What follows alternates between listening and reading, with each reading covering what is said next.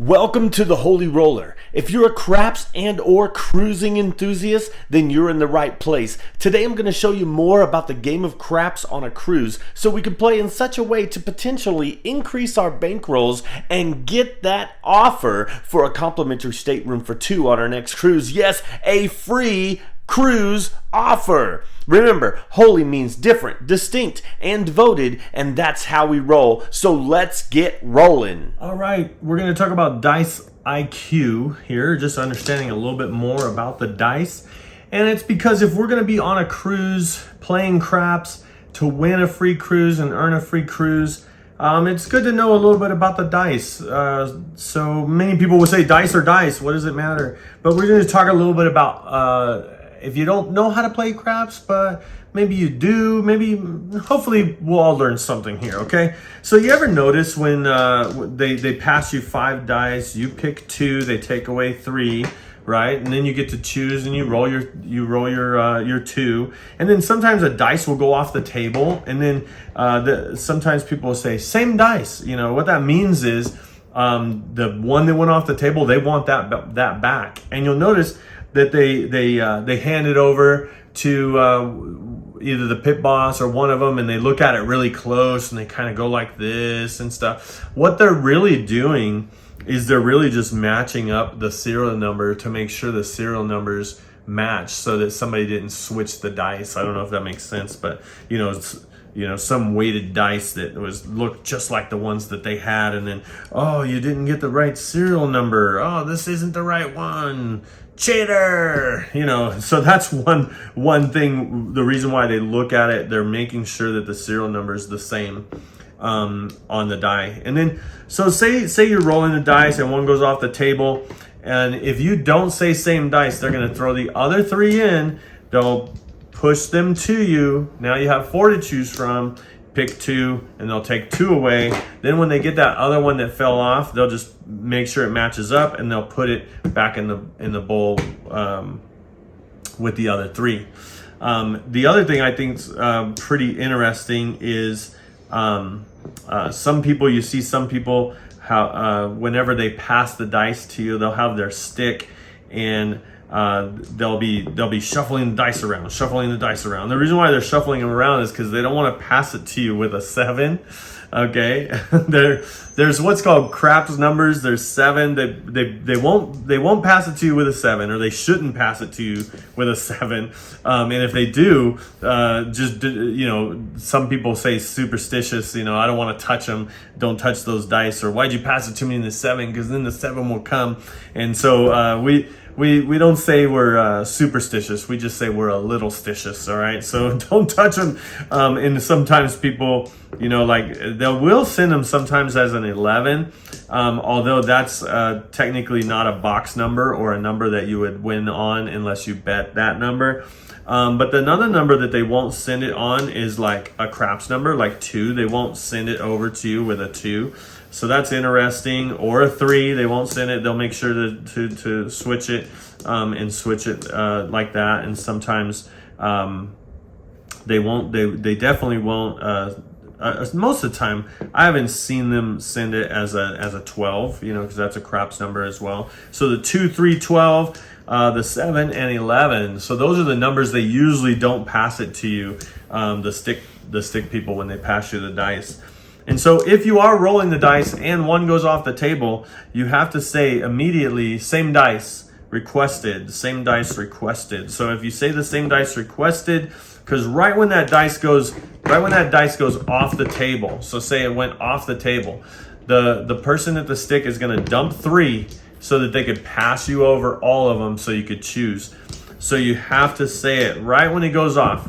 Same dice requested, or same dice, A funny story is somebody was playing for the first time, and they were watching this person play, and this person, they picked their 2 dice, and they threw them, and when they threw them, one went off, and they go, same dice. They yelled same dice, so they got the same dice. And they threw it again. They're like, same dice. So the person that was playing for the first time, they were like, since they were playing, they thought, oh, you're supposed to yell same dice. So when it came for their time to roll, they rolled. It didn't go off the table, but they rolled. Same dice, same dice. And they said okay, and they sent them the same dice, and then they rolled again. Same dice, even though they landed on the table. And they, hey, you don't have to say same dice. Oh, well, that one guy was saying same dice. Oh, that's because one went off. All right. So now you know why people say same dice. All right. And so another thing that you might notice is when they pass them, sometimes people, I've seen people do this. You've probably seen people where they're like, okay, let's set these dice in a certain way. And I want a 9, so I'm going to throw a 9, And there is a lot of superstition with that. And I've seen people where they set the dice. They'll set it like this, like the point is 9. So I'm going to put a 9 on top. Then I'm going to grab them and shake them up and roll them. Excuse me. Grabbing them and shaking them up is the most random you can get on a dice. And when you do that, remember I don't know if you know, but there's 7 ways to make 6 ways to make a 7. There's 6 ways to make this number. And by doing this, I mean, that's the number that you're hoping for. And so when, if it's going like this and you're rolling randomly and you say, okay, there's 6 ways, there's 36 ways that these dice will land, and 6 of them are the 7. So that's something to think about. So a lot of times when people bet, when they're setting their dice and they're rolling and stuff, a lot of times when people bet certain numbers, they think they can hit those numbers. But when you see people setting a dice, they're not necessarily trying to hit a number. What they're trying to do is avoid the 7.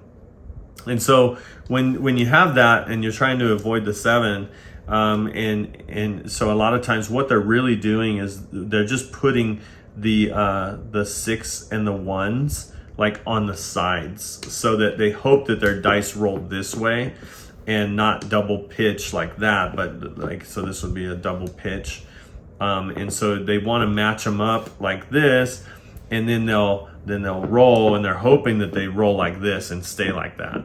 As they're rolling, they're hoping that they just kind of stay the same. But if they double pitch, then you get a 9 instead of, or whatever. So they don't want and so a lot of times what you'll see with somebody that's setting dice like this, and they're setting them, I mean, just getting the 6s and turning them on the side, whether it's like this or whatever, either way, just turning the 6s and the 6s and 1s on the side.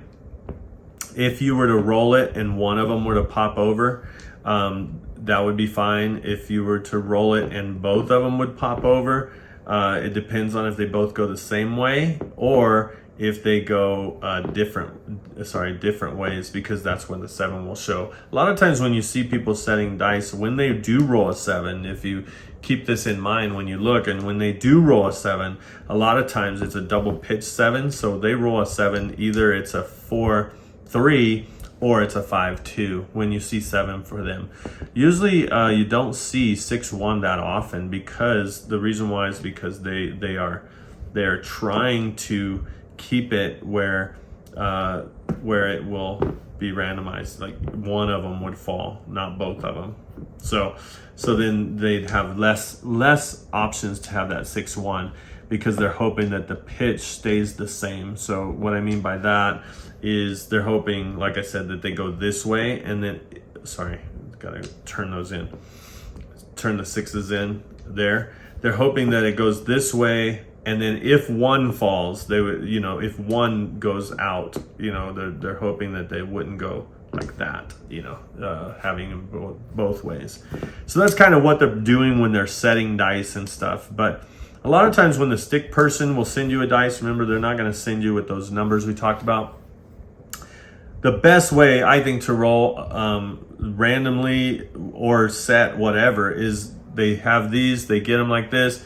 Whenever they come to you, just grab them and throw them and let them hit the back wall. So on a cruise, both dice must hit the back wall in order for it to count. That randomized it. And if it doesn't, like say this is the wall and it stops short, they're gonna say no roll, no roll. They'll say no roll before it even stops rolling, because they're definitely intent on both of those dice hitting the back wall for them to be able to call that number.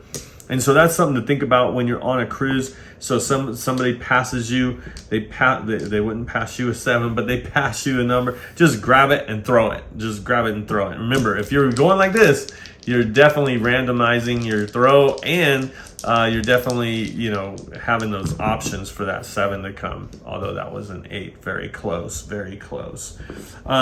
So that's something to think about when you're rolling dice, when you're selecting dice, when you know you need to call same dice, all of that. And if you are setting, a lot of times what people do is, if you are setting, just a simple set to do is just turn the 6s on its side, you know, and so sometimes I see this where this happens a lot, where people will set, they'll think they're setting it like, oh, I got my 3s on top, and I have the 6 on one side, and you know, I have the 6 on the other side. And then what they don't realize is right here there's a 7, and right there's a 7. So it's like the sides matter too. The sides matter too. So making sure that you turn it to where they match, you know, like if you're gonna do that. Sometimes people don't.